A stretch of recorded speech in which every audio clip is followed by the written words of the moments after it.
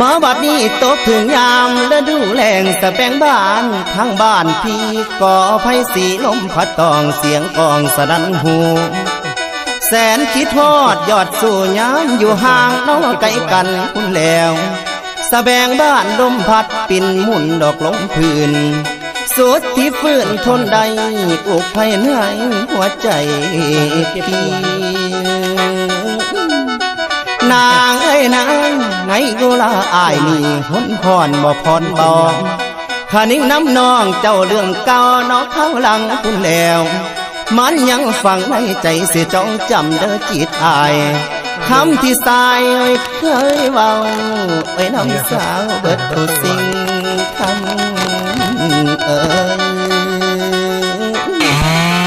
คำเอ้ยคำความที่ยิ่งบอกนั้นยังจำมันแม่นบ่มาน้องว่าน้องฮัก